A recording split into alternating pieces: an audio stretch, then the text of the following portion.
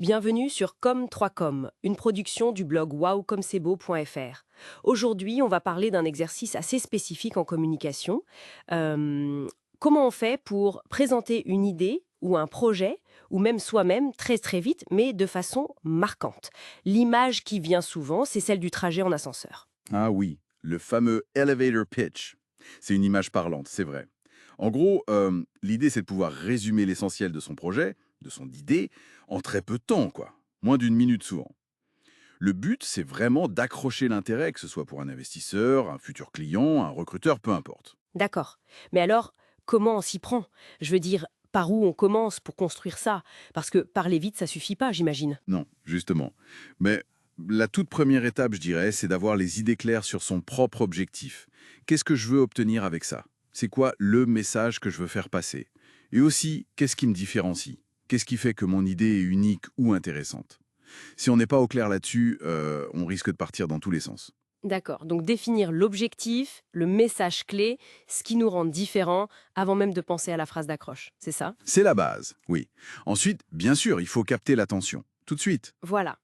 Comment on fait pour éviter l'intro un peu plate? Exactement.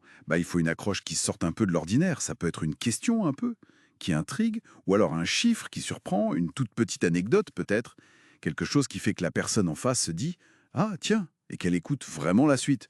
Mais l'accroche, elle doit servir le message principal, bien sûr. Logique. Et une fois qu'on a cette attention, il faut convaincre, et vite. J'imagine qu'il faut des preuves, des éléments tangibles. Oui, c'est ça. Il faut apporter du concret, des chiffres si on en a, des faits précis, peut-être un témoignage rapide si c'est possible, bref, de quoi montrer la valeur de ce qu'on présente. Il vaut mieux éviter les grands mots, les superlatifs genre incroyable, révolutionnaire, et plutôt rester authentique, honnête. Ça se sent en général. Oui, ça paraît plus solide.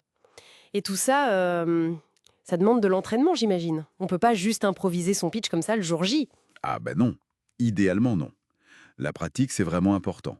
Pas pour apprendre à texte par cœur, attention, mais pour, pour tester différentes façons de le dire, trouver le bon ton, être à l'aise.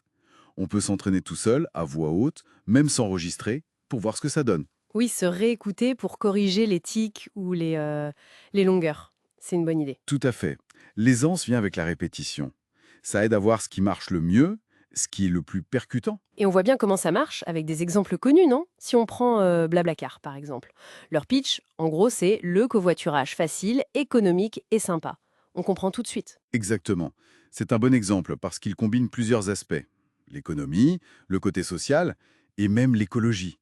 C'est très clair. Ou un autre exemple, Doctolib. Leur message, c'est «la santé simplifiée». Bon, là, c'est direct, ça répond à un besoin hyper concret. C'est vrai. Ou même Canva. Eux, c'est le design pour tous. Ils insistent sur la facilité, même si on n'y connaît rien en graphisme. C'est ça. Ces exemples montrent bien comment une idée forte, une fois qu'elle est bien formulée autour du bénéfice principal pour l'utilisateur, elle peut passer très vite. Et au final, savoir faire ça, présenter une idée de manière concise, c'est utile bien au-delà du bureau ou d'un rendez-vous pro, non? Ah oui, complètement.